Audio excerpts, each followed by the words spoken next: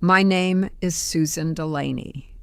I'm 66. I live in Boise, Idaho. And after 31 years working in bank operations, I thought I'd gotten pretty good at noticing when something didn't add up. Then one afternoon, my hairdresser asked me a question that made the previous 2 weeks look completely different. "Your daughter said you've been getting confused?" Denise asked it so gently that for a second I thought I'd misheard her. I was sitting under the warm lights at the salon, a black cape fastened around my neck, watching little strands of gray hair collect on my lap. Denise had been cutting my hair for 9 years. Rachel had gone to her too, off and on, and had been bringing my granddaughter Lily there since she was little. Denise wasn't a gossip. That was what made the question bother me. "Confused about what?" I asked. She stopped combing. "Oh." Her eyes met mine in the mirror. "I'm sorry. I probably shouldn't have said anything." And suddenly, 3 conversations from the previous 2 weeks came back to me.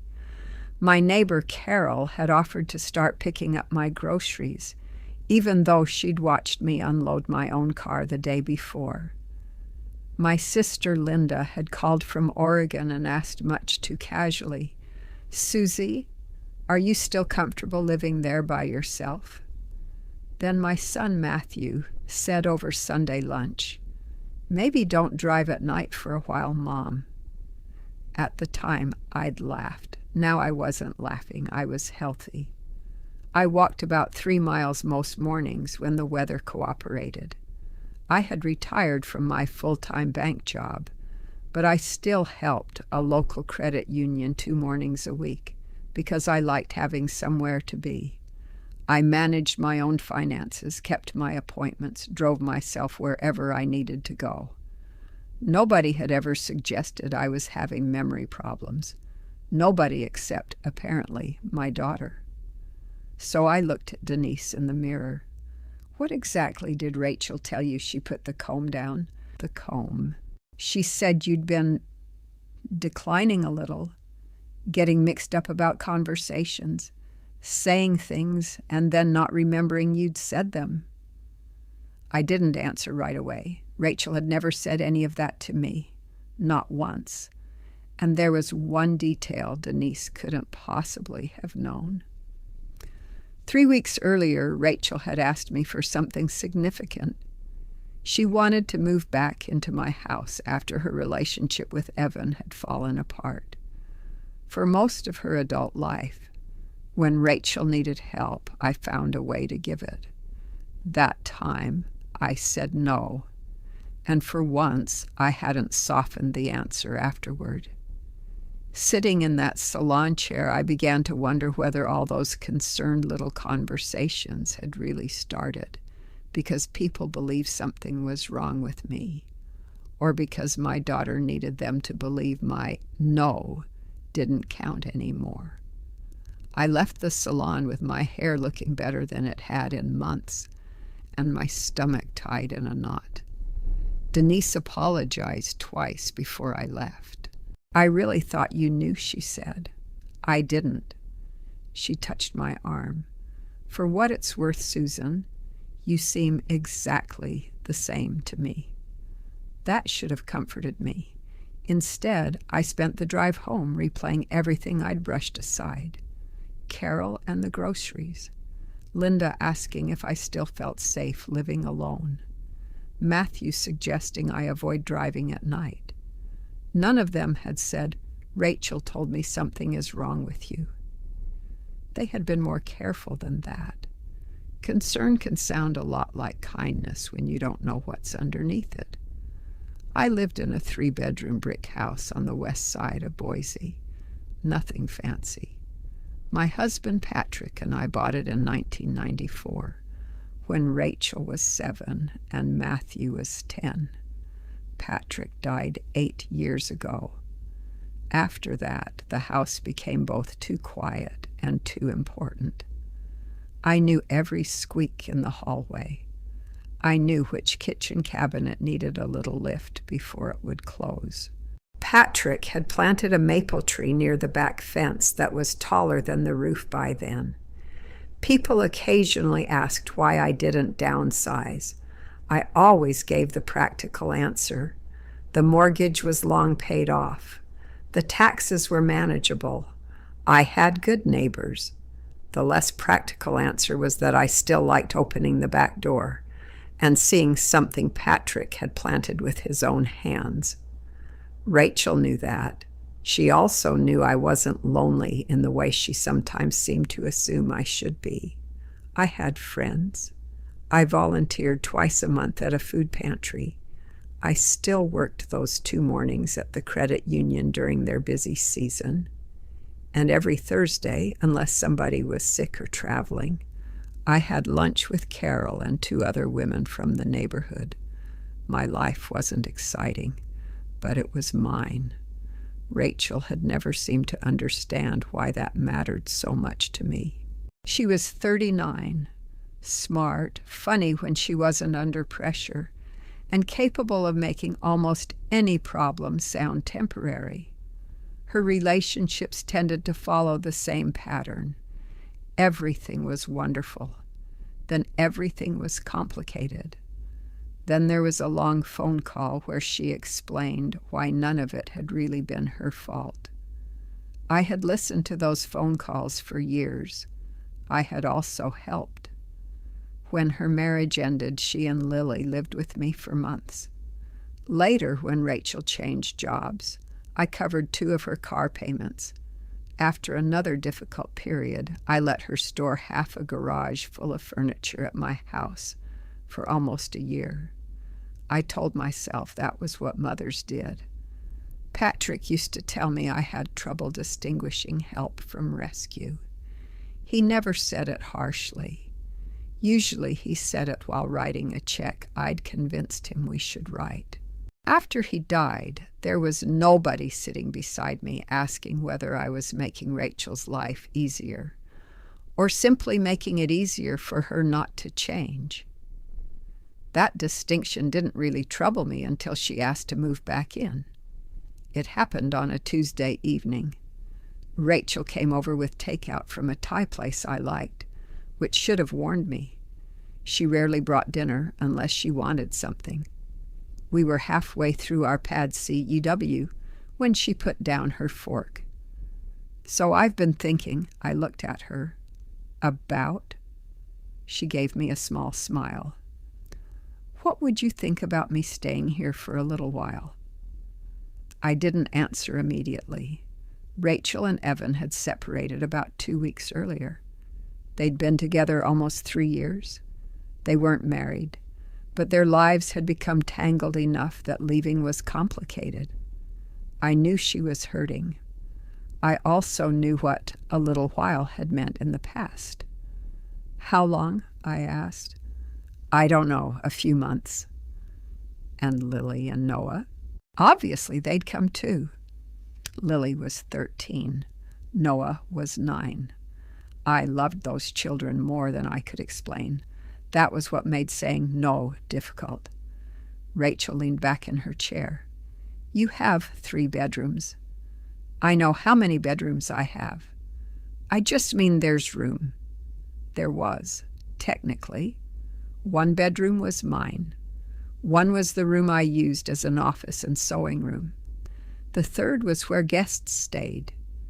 Rachel started explaining how expensive rent had become, how inconvenient the school commute could be if she moved farther out, how the children needed stability, all reasonable things.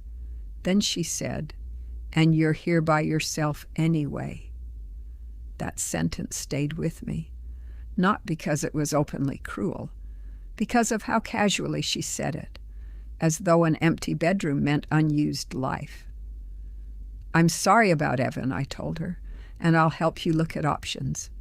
But I don't want anyone moving in here." Her face changed, only slightly. "What do you mean, anyone?" "I mean I want to keep living alone." "We're not strangers, Mom. I know. So you'd rather I struggle than let your own daughter stay in an empty room? That was the old opening. Not anger yet. Guilt first. Normally, I would have started explaining, then apologizing, then offering some compromise that looked suspiciously like the thing I had just refused. That night, I didn't. I'll help you, I said, but you're not moving in. Rachel stared at me for several seconds. Then she gave a short laugh. Okay. There was something in the way she said it that made me look up. Okay? Sure, it's your house. The words were correct. The tone wasn't. She packed the leftovers into containers without asking if I wanted any and left about 20 minutes later. For the next few days, she barely called. I felt guilty. Of course I did. I pictured Lily sitting in some cramped apartment, Noah changing schools, Rachel trying to manage everything alone. Twice I picked up my phone intending to tell her I had reconsidered. Both times I stopped, not because I wanted to punish her, because I remembered the last time she lived with me. Months had stretched longer than we'd planned before I finally asked when she expected to move. There had been toys in my living room, laundry on the stairs, school bags across the kitchen chairs. Rachel would come home late and say, "Mom, can you just handle dinner tonight?" I loved having Lily around. I also remembered standing in my own kitchen one evening, eating toast over the sink because Rachel had invited friends over, and somehow I felt like the extra person in the house. I didn't want to feel that way again. About a week after I told her no, Carol offered to buy my groceries. A few days later, Linda called. Then Matthew made the comment about driving. I had treated each one as an isolated oddity. Now I wasn't so sure. When I got home from the salon, I made coffee and sat at my kitchen table with my phone. I called Linda first. She answered on the fourth ring. "Hey, Susie, can I ask you something?" "Of course." I looked out at Patrick's maple tree. "Why did you ask me if I was comfortable living alone?" Silence. Not long. Maybe 2 seconds. But I spent 31 years working around people who tried to make numbers look less troubling than they were. 2 seconds can tell you plenty. "Susan, I was just checking on you." "Why?" Another pause. Then she sighed. "Rachel said you'd been having some off days." I kept my voice even. "What does that mean?" "She said you'd been forgetting conversations, getting mixed up. That maybe you were more stubborn about things because you weren't processing them the way you used to." My hand tightened around the coffee mug. "Did she give you an example?" "Well, Linda." "She mentioned the living arrangement." There it was. "What about it?" "She said you originally told her she could stay with you, then later acted like the conversation never happened." I set the mug down very carefully. "I never told Rachel she could move in." Linda didn't answer. "I told her no the first time she asked." "Susan, I'm not taking sides. I'm not asking you to. I just thought maybe there had been some misunderstanding." There wasn't. She went quiet again. Then she said something I hadn't expected. "Rachel told me Matthew had noticed things too." That stopped me. "What things?" "I don't know exactly." After we hung up, I sat there for several minutes. Then I called my son. Matthew answered from his truck. I could hear traffic behind him. "Hey, Mom, everything okay?" "I need to ask you about something Rachel said." His voice changed immediately, not frightened, cautious. "What about Rachel?" "Did you tell her you think I'm getting confused?" No. The answer came fast enough that I believed him. Then why did you tell me not to drive at night? He didn't respond right away. Matt, he exhaled. Rachel asked me to say something. The room seemed very still. Why? She said you got turned around coming home from Fred Meyer last month. I actually looked toward the counter where my car keys were sitting. That never happened. I know that now. Now. I asked her where it happened. She got vague. I closed my eyes. Why didn't you call me? Because I thought maybe she was exaggerating something small, and I didn't want to embarrass you. He meant it kindly. That almost made it worse. Matthew, if you ever think something is wrong with me, you ask me. I know. No, I need you to hear me. You ask me. You don't manage me from a distance. He was quiet. You're right. Then after a moment he added, Mom, there's something else. I waited. Rachel asked me last week whether I thought you should still be handling everything on your own. I felt my fingers go cold around the phone. What does everything mean? She mentioned the house, your bills, driving, just whether you might need more help. I stared at the kitchen doorway. Rachel hadn't simply been telling people I was forgetful. She was building a picture of me, piece by piece. And apparently she'd started before anyone thought to ask me whether any of it was true. The next morning, I saw Carol dragging her recycling bin back from the curb. Normally, I would have waved and kept walking. Instead, I crossed the street. Carol, can I ask you something? She looked up. Sure. Why did you offer to start getting my groceries? Her expression changed before she answered. It was subtle, but I saw it. Carol and I had lived across from each other for 14 years. We had watched each other lose husbands, replace roofs, complain about property taxes, and shovel enough Idaho snow to know when the other woman was avoiding a question. I was just trying to be helpful. Did Rachel ask you to? Carol looked toward my house, not at me. That was my answer. She stopped by a couple weeks ago, she finally said. For what? I don't know. She said she was checking on you. Rachel hadn't been checking on me. She had known I was out that afternoon. I remembered because I had worked at the credit union until noon, then met a friend for lunch. Rachel texted around 3 asking where I was. At the time, it hadn't seemed important. What did she tell you? Carol tucked a loose strand of silver hair behind her ear. Susan, I don't want to get between you and your daughter. You're already between us. You just didn't know it. That made her wince.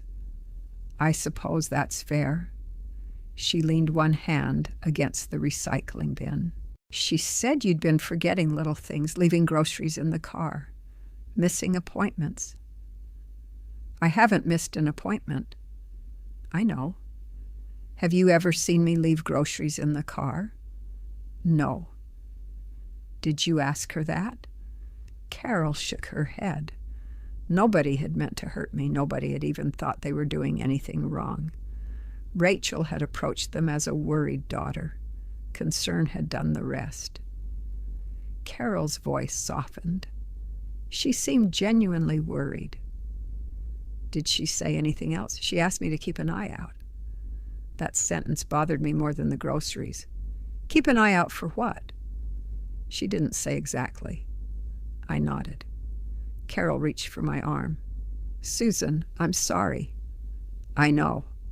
And I did. I wasn't angry with Carol.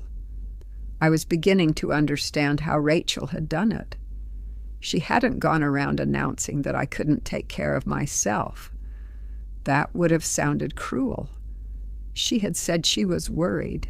She had offered small examples that were difficult to disprove, because most of them supposedly happened when nobody else was around. A missed turn, a forgotten conversation, groceries left in a car. One story at a time, ordinary people had started interpreting ordinary things differently. If I forgot someone's birthday, maybe it meant something. If I changed my mind, maybe that meant something too. If I became irritated about being watched, even that could be interpreted as proof. That afternoon, Rachel called me. I watched her name appear on my phone and almost let it go to voicemail. Then I answered.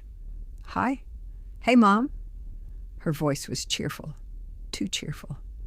"What are you doing?" "Making soup." "Oh, good." There was a small pause. Then she said, "I wanted to check in." The phrase sounded different now. "What are you checking?" Silence. "What?" "You said you wanted to check in. I'm asking what you're checking." "Mom, why are you being weird?" I turned off the burner under the soup. "Have you been telling people I'm confused?" The line went quiet, not disconnected, just quiet.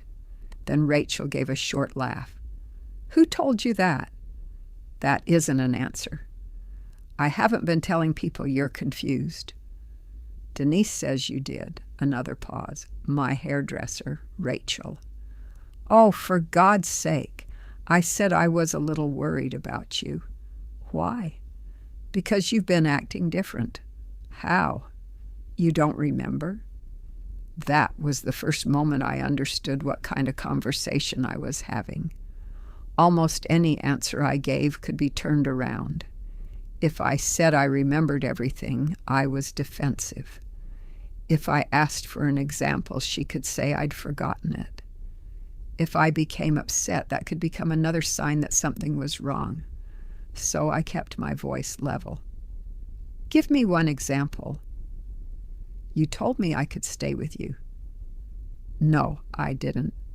"Yes, Mom, you did." I actually smiled, not because I found it amusing, because the confidence in her voice was so complete. "When?" "The week before Evan and I split. That conversation never happened." "See? This is exactly what I'm talking about." My own memory was being used as evidence against itself. I sat down at the kitchen table. "Rachel, I need you to listen to me carefully." She sighed. "I am listening." "I did not offer you my house before your breakup. When you asked afterward, I told you I would help you find another place. But I wasn't comfortable having you and the kids move in." "That isn't how I remember it." "You're allowed to remember it differently." "Oh my God, Mom. But you are not allowed to tell other people that a disagreement means I'm declining." "I never said declining." "Denise says you did." She probably misunderstood. "Linda?" No answer. "Matthew?" Still nothing. Then her tone changed, less defensive, more injured. "I can't believe you're calling people behind my back." I looked at the phone. For a moment, I almost admired it. She had called my sister, my son, my neighbor, and my hairdresser. But now I was the one calling people behind someone's back. "I called them because they started treating me differently. They're concerned about you. Because of what you told them. Because they love you." I let that sit there. Then I asked, "Have you told anyone else?" "No." It came too quickly. "Rachel?" "What?" "Who else have you talked to about me being confused?" "I didn't say you were confused." "Who else?" She exhaled loudly. "I've talked to a few people." "Who?" "I don't have a list. I want names." "This is getting ridiculous." "No. What's ridiculous is my neighbor thinking she needs to buy my groceries because you told her I leave them in the car." "I never said that." "She says you did." Well, maybe she misunderstood too. Apparently, everyone had misunderstood Rachel in exactly the same direction. I didn't say that. I was beginning to realize that arguing every detail wouldn't get me very far. Don't tell anyone else anything about my health, I said. I haven't said anything about your health. Then this should be easy, her voice hardened. You know, maybe if you weren't so determined to prove you're fine, people wouldn't worry. That one hurt, not because it was clever, because there was no behavior I could choose that would satisfy it. I'm going to hang up now. Mom, I'll talk to you later. I ended the call. For the next 2 days, Rachel didn't contact me. Neither did Matthew. I went to work Thursday morning and spent 4 hours reconciling transaction reports. No mistakes, no confusion, nothing unusual. I almost laughed at how relieved I felt after doing a job I had done for decades. Rachel had gotten inside my head. That was the part I hated most. On Friday afternoon, Lily called. My granddaughter almost never called. She texted. So when I saw her name, I answered immediately. Hi, sweetheart. Hi, Grandma, she sounded hesitant. Everything okay? Yeah, another pause. Can I ask you something? Of course. Are you mad at Mom? I leaned against the kitchen counter. We had a disagreement. About us moving in? So Rachel had discussed it with the children. Yes. Lily was quiet. Then she said, Mom said you said yes before. My stomach tightened. I didn't. Oh. She sounded confused, not convinced, just caught between two adults she loved. I hated that. Why are you asking? Because Mom said not to argue with you about stuff. I frowned. What does that mean? I don't know. Lily? She lowered her voice. She said if you tell us something different from what she told us, we shouldn't make a big deal about it. I stopped moving. Why? Another silence. Then my 13-year-old granddaughter repeated a sentence I would remember for a very long time. Mom said you might say things you don't mean anymore. I sat down. Rachel hadn't only prepared adults to doubt me. She had prepared my grandchildren too. Before I could ever explain my side, she had already given them a reason not to believe it. For the rest of that afternoon, I kept hearing Lily's voice. Mom said you might say things you don't mean anymore. There was something worse about hearing it from a child. Adults could question me, and I could answer them. I could call Linda. I could confront Rachel. I could tell Matthew to ask me directly. But Lily and Noah were children. Rachel had given them an explanation before they even knew there was a disagreement. If Grandma says Mom is wrong, Grandma is confused. If Grandma says she never invited us to move in, Grandma forgot. If Grandma gets upset, maybe that proves the point. It was neat. And that frightened me more than any individual lie. I didn't tell Lily that. I said, Sweetheart, you don't need to choose between your mother and me. I'm not. I know, and I'm not going to ask you to. She was quiet. Then she asked, Are you sick? There are questions that sound much bigger when they come from a 13-year-old. No, I said. As far as I know, I'm healthy.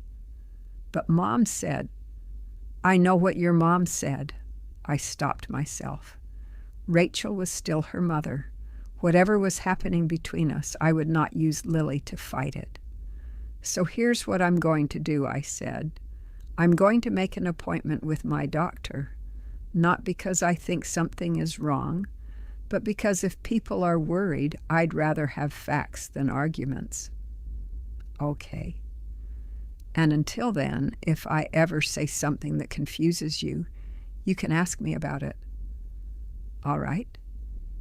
You don't have to guess. Her voice softened. I love you, Grandma.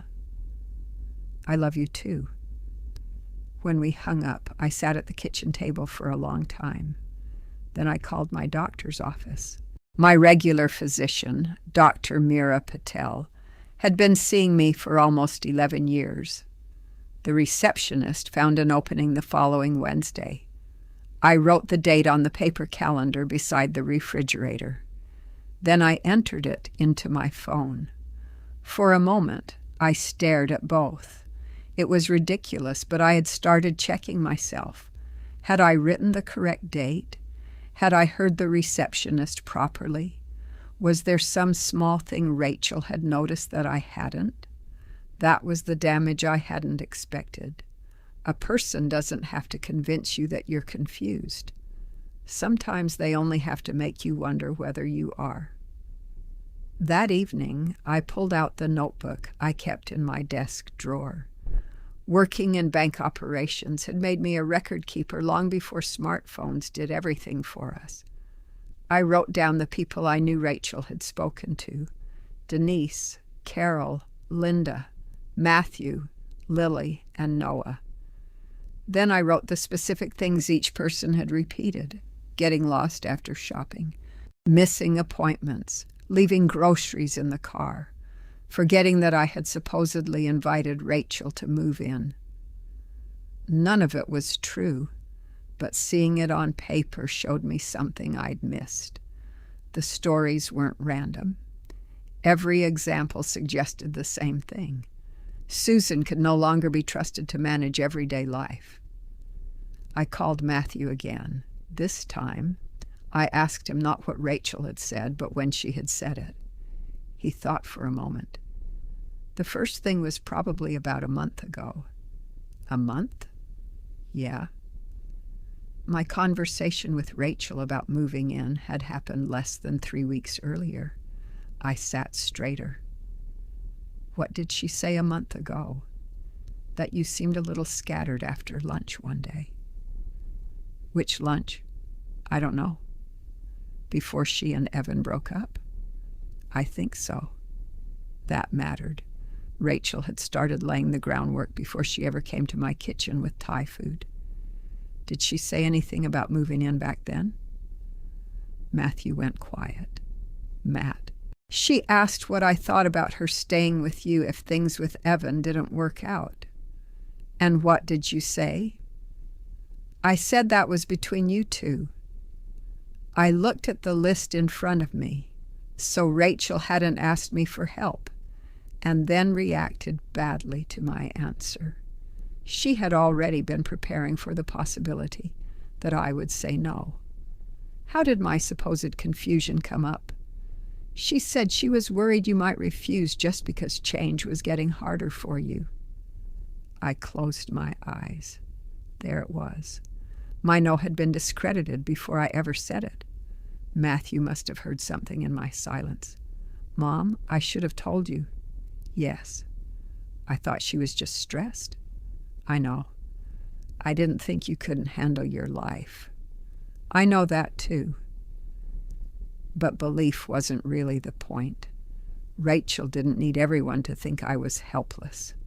She only needed enough doubt around my decisions that people would treat her interpretation as more reliable than mine. I asked one more question. Has she talked to you about me needing help with anything else? He hesitated. She asked if I thought maybe someone should start helping you more. Bills, appointments, things like that. Did you? No. Did she give you a reason? Just that it might be smart eventually. I thanked him and hung up. There was no immediate emergency. Rachel didn't control my finances. She didn't make decisions for me. But the pattern was larger than I had wanted to believe. Move into my house, cast doubt on my refusal, suggest that I needed help making ordinary decisions, tell the children not to trust my version of conversations.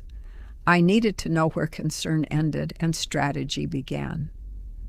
Wednesday morning, I went to see Dr. Patel. She sat across from me in the examination room with my chart open on the computer. "What brings you in?" I had practiced the sentence in the car.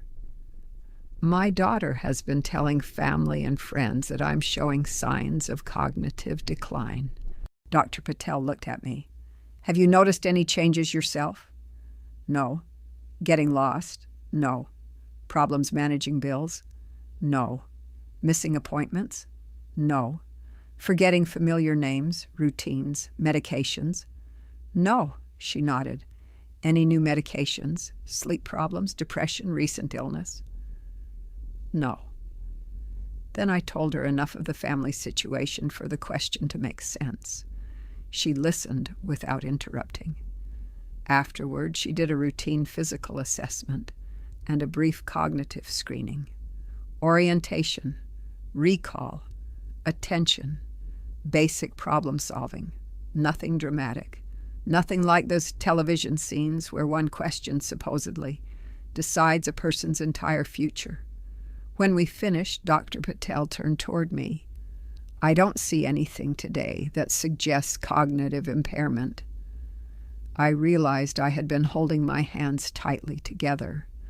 I loosened them. She continued. "That doesn't predict the future. If you notice changes or someone gives you a concrete example that concerns you, come back. But based on what I'm seeing today, I don't have a medical reason to question your ability to manage your own affairs." I nodded. "Could you put the result of today's screening in my visit notes?" "Of course." She studied me for a second. "Are you expecting someone to challenge your decisions?" The question was so direct that I almost said no. Then I stopped. "I think my daughter already is." Dr. Patel didn't give me family advice. I appreciated that. She simply said, "Then keep the medical part factual. Don't let a family disagreement turn into a diagnosis." On the way out, I picked up my visit summary. Dr. Patel had noted that no cognitive concerns were identified during the visit. I put the paper in a folder, but as I drove home, I understood something. The folder wasn't going to fix this. I could show Rachel a clean checkup, and she could say she had only been concerned. She could tell everyone she was relieved. She could pretend the entire thing had been a misunderstanding. And if I let that happen, nothing important would actually be corrected.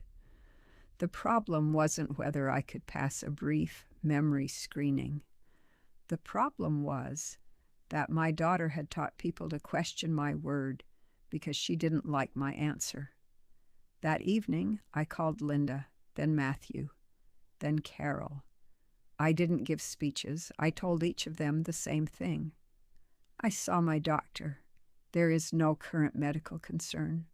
I'm telling you because Rachel involved you in something that should never have been presented as fact." Linda apologized. Carol did too. Matthew said, "What are you going to do about Rachel?" I looked at the folder on my table. "I'm going to give her a chance to correct it. And if she doesn't?" I thought about Lily asking me if I was sick. Then I thought about how many times I had protected Rachel from embarrassment because I believed keeping the peace was part of being her mother. "I will." The following morning, I sent Rachel one text. I didn't accuse her. I didn't mention the doctor. I wrote, "I'd like you and Matthew here Sunday afternoon. Just family. There are some things we need to clear up." She replied less than a minute later, "Is this really necessary?" I looked at the message. Then I typed, "Yes." Rachel believed she was coming to another argument about whether she could move into my house. She wasn't. For the first time since this began, I wasn't interested in proving that my memory worked. I was going to make sure everyone in that room understood exactly what she had done with it. Rachel arrived 12 minutes late on Sunday. She came through the front door carrying a bakery box. That was very Rachel. If a conversation might be uncomfortable, bring pastries. Matthew was already at the kitchen table with a cup of coffee. I had put out 3 plates, but nobody had touched anything. Rachel set the box on the counter.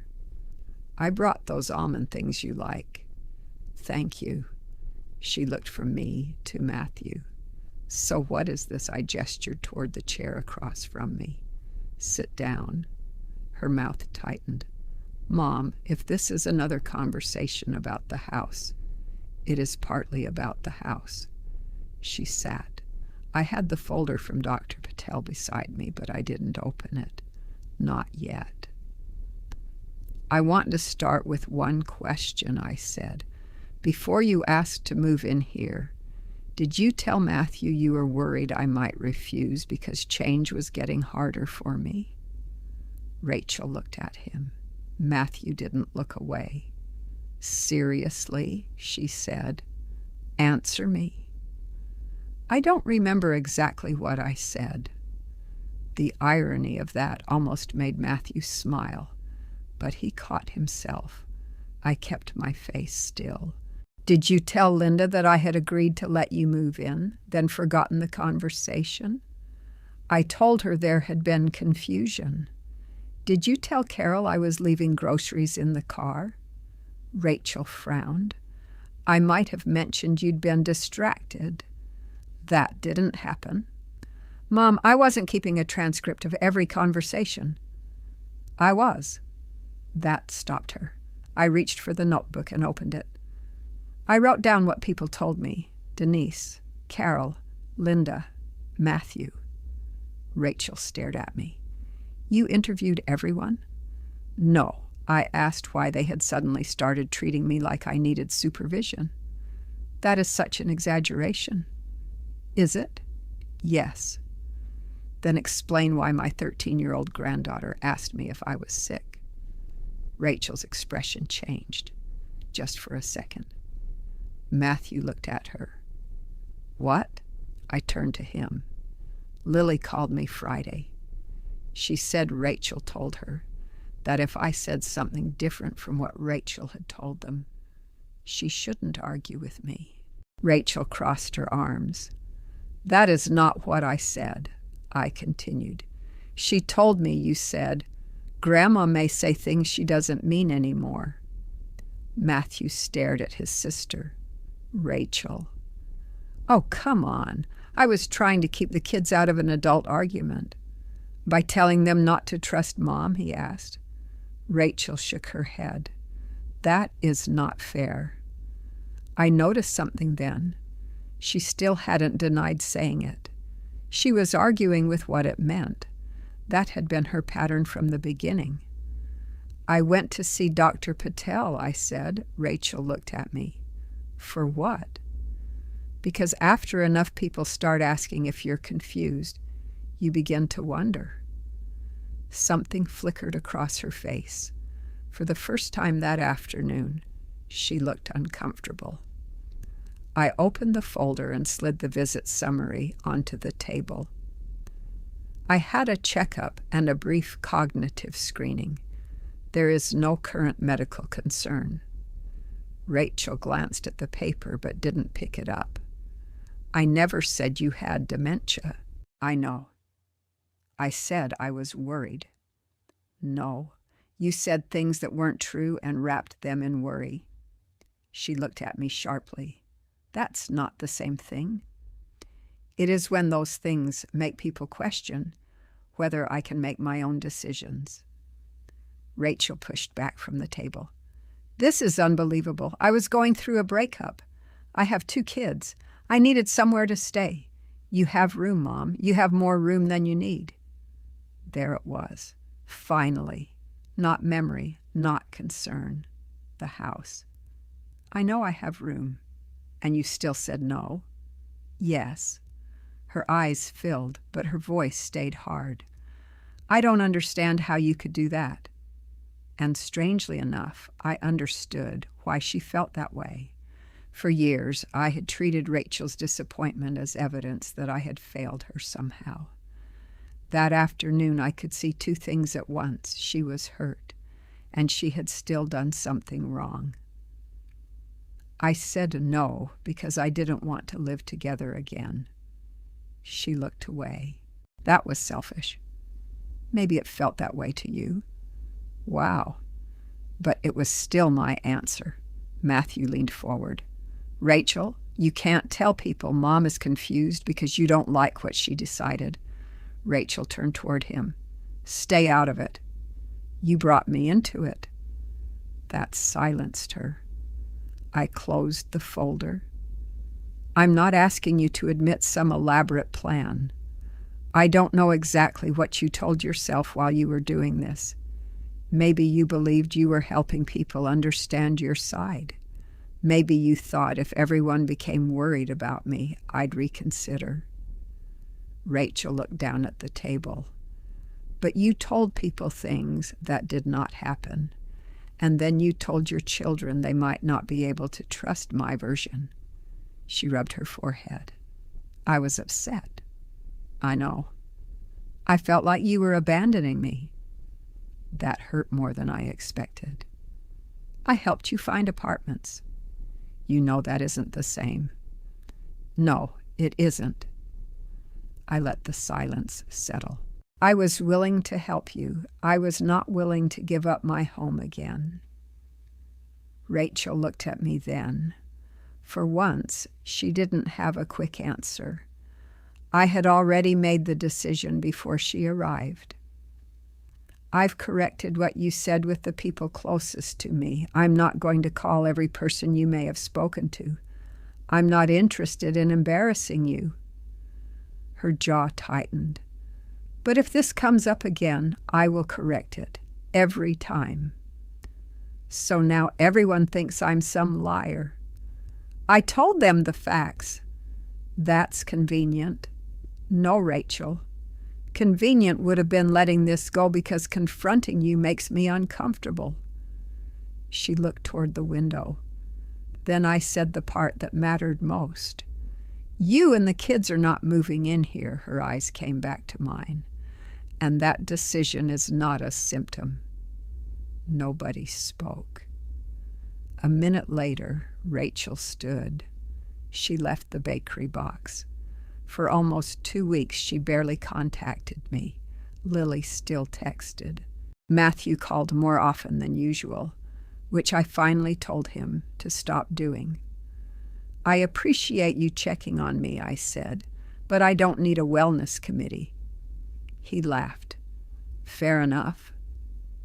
Rachel eventually found a 2-bedroom apartment, about 15 minutes from the children's school.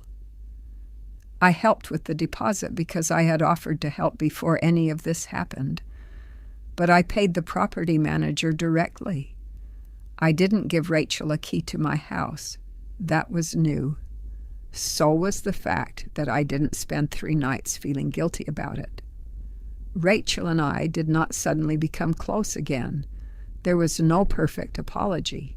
About a month later, she said, I shouldn't have involved the kids. I told her, no, you shouldn't have. That was as far as we got. For the time being, it was enough. The strangest part was how quickly everyone else returned to normal once the facts were clear. Carol stopped offering to buy my groceries. Linda stopped asking whether I felt safe alone. And Matthew never mentioned night driving again. I kept Dr. Patel's visit summary for a while.